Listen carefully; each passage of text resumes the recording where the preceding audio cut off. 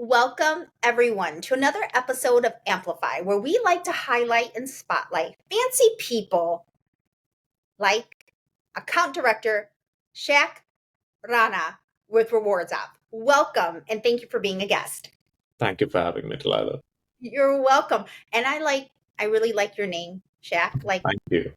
Is it like the basketball player, right? Shaq, Literally like him. I think we have the same free throw percentage, so there you go. right? So thank you for being a guest. I always like bringing guests on that kind of align a little bit in our industry or that are even outside of our mortgage, real estate, homeownership industry. And Jack, you're one. You're with Rewards App. Tell us a little bit about what you do and what is Rewards App. So I'll give you a little bit of a spiel. So part of Constellation Software, it's $100 billion company, and it has got 1,600 companies underneath it. Right now, Wow. we're going through one of the identity changes. So with Cora Loyalty, we're bringing three companies together. All of them have got complementary services, and then we're trying Mhm. to have be the only people in the world who would do like the end-to-end of loyalty program. So we've Yeah. got the OG Reward Ops that you already know, which is the one Yes. that I work with. That was the first one to be acquired. It's a rewards marketplace and a redemption commerce. We also ended up buying Carlson Marketing Solutions and Points at Work. So Points at Work is a B2B channel incentives and field execution. And then Carlson Marketing is more on the strategy, points bank, program design, and then operations like marketing and analytics. So Got it. putting, in a way, those three things together, that's why we are supporting both the B2B and B2C. And then we sort of service in some of your big banks and airlines and their rewards programs. Yep. You see that within the bank, even within the airline, definitely with our credit cards that we use all the time, right? Especially us that travel so much. So I am aware of what rewards is. And then tell us a little bit more about Cora Loyalty. Yeah, so we've been working into the whole B2B and B2C space right now. So we've Yeah. put these three companies together, trying to leverage all of the synergies that we're bringing in with all of the people that are there.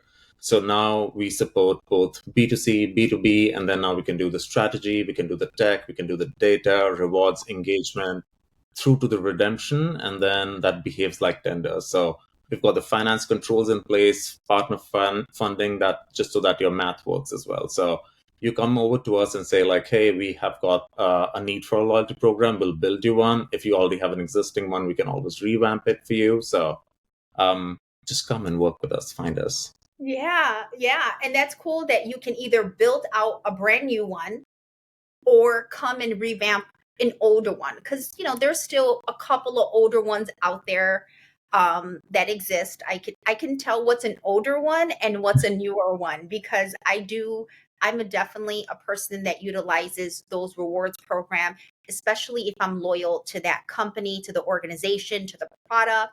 I'm probably your that's me. It's me. That's you. And our solutions are pretty modular. So if someone comes up to us and says like, hey, we want only these pieces, so we can only deploy those. So it's not that you need to rebuild your whole loyalty program. We can Cool. come in and do a bit of diagnosis for you. If there are certain parts that we feel could use a little bit of an upgrade, we can definitely help you out with those. Yeah, I like that. I like that. Um, so I know a couple of your teammates, your colleagues over at your company, and you guys went to a conference. It's called Money 2020. Money. Yes. Okay, so I that's a cool name, Money 2020. I want to know like what is the conference, and I want to know like how do I go? Because that's just a Yeah, cool, yeah, a cool name. it is. It is. It got. Believe they started actually around just before COVID, and I could be wrong. Really? Um, Okay. and it is sort of picked up. So it's one of those big conferences where the banks and fintechs, everyone's coming in, and they do Okay. a couple of them around the globe. So they do the ones we've only done the ones in the States. So it usually Okay. happens around October, November in Vegas. And then they also do a couple of the other ones down in Asia, Middle East, and then also do ones in Europe. We haven't done them. We've heard good things about them. Um, Okay. this was our second venture into this whole space. So we did one last year. went pretty well. This time around, we went in with a little bit of a bigger plan. So we also had like a speaking gig.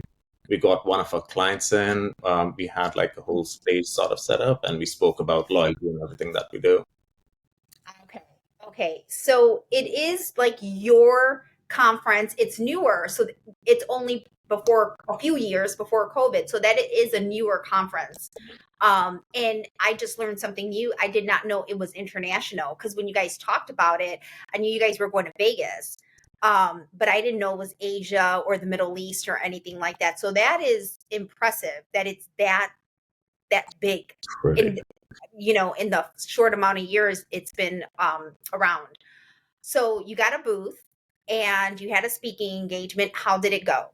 Like, Went pretty well. yeah. So they usually do a special day just for marketing folks, and that's where we were sort of showcased. Like we got our gig in there, and Uh-huh. we got in one of our clients to actually talk about what they were doing in just with their partner linked offers. We had our CEO, Beth McCoy, who heads the Cora Loyalty, all the three businesses.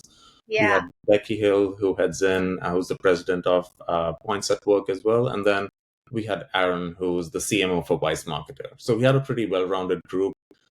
It was a pretty packed out session, and there's a lot of banter going back and forth between them. So we should not have had them go out for like literally pretty late the previous Yeah. night, but it helped. It's Vegas. Trust me, I get it because I was at a conference just a few weeks ago in Vegas, and I'm telling you it happened. So I understand. But I do like the fact that you said that you have fintech coming in now, you have banks, which it makes sense though. Like the aligning other industries that are coming in wanting even now, even from a marketing perspective, right? I'm very heavy in mortgage marketing, homeownership marketing, right? So that's kind of like where I live. And so it's attracting me. Like when I think Beth is the one that brought it up to me. And when I Googled it, I was like, okay, this is interesting. And it's something that I can see myself attending, right? From the marketing perspective. Can you tell us a little bit how like the marketing and the rewards app come together?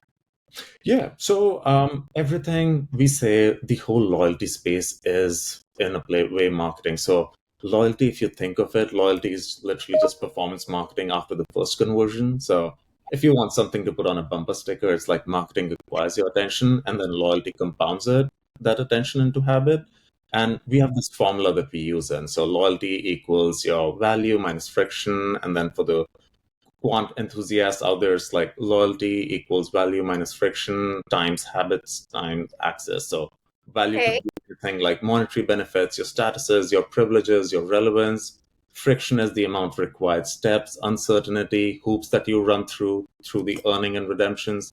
Habit Okay. is just the cadence bits of it, and then access is where can it be used, like your channels, your partners. So simple thing like increase value, kill friction at redemption, and show up where the customer already pays, and then those habits sort of keep on compounding, and that's where we sort of come into play. So we want to meet the customers where they're already at. We're seeing that whole redemption flow. We want to keep them serving up content that Yeah. they would actually go ahead and actually use in. Yeah. I like that. I like the friction part. I like, where they're already using the reward or already how they're loyal already. What can you do to kind of maximize that? Again, I feel like I'm your target audience. I'm that girl. Like You I'm a big fan of those things of using points of clipping those, coupons, and I do make my purchases use certain products or credit cards or airline industries. It does it the where I can get more bang for my buck ultimately plays the decision on where I go to purchase. So it works when yeah. as I it does. So that's interesting. And it's funny that you say that because at times when people look at loyalty programs, I think like it's catered towards certain socioeconomic groups. We've done some researches with Harris Poll, and it shows that people who are actually more affluent members of the society, they're more inclined towards loyalty programs and they're Yeah. more into it, which at times, like first time I looked at it, right, like I was like, okay, this doesn't make sense. Then you start Really? the data and you're like, okay, this totally makes sense. These people have it all figured out, the way they're using it, and that's how it works.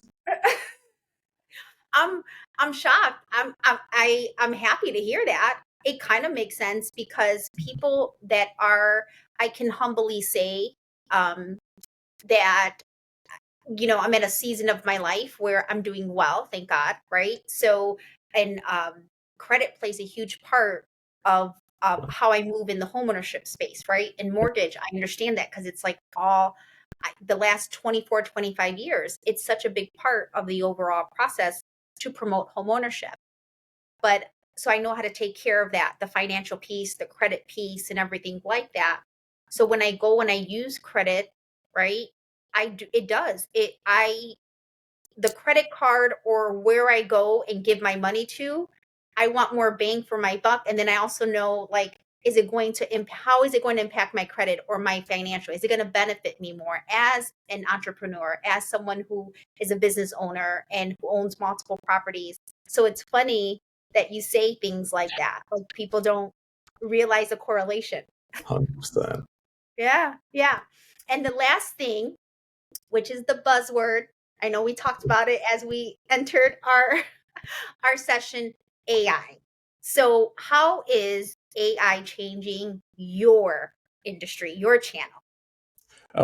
We are seeing changes through and through. So it's definitely changing that whole landscape. The big question that I Mhm. would say is like how it's used. So if it's automating the whole right tasks, you've got solid guardrails around it, that's great. But the minute you point it at like a bunch of sources without control, you start getting Okay. into those issues with those AI hallucinations. And honestly, we're Mm, seeing a lot of folks have slapped AI on top of products where when you look closely, it's not doing that much. So for ooh. us, AI is the evolution of work that we were already doing with big data.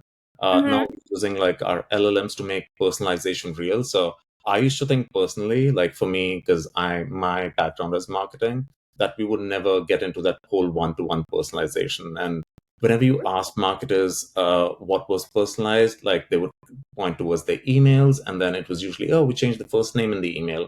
Oh, we pulled out the balances and things. And then, but that's not really changing the experience. So now with AI, we can change the entire customer experience in the moment. Got So, it. and let me make it real. So, like for you, I know you mentioned you were Chicago native, Yeah. and I can see a Derrick Rose jersey hanging right behind you. I see a Wrigley's stadium. I see the picture as well. So, and then I can just assume, right? Like, even though you're living in Orlando, you are Yes. a Bulls and a Cubs fan, right? So, Yes.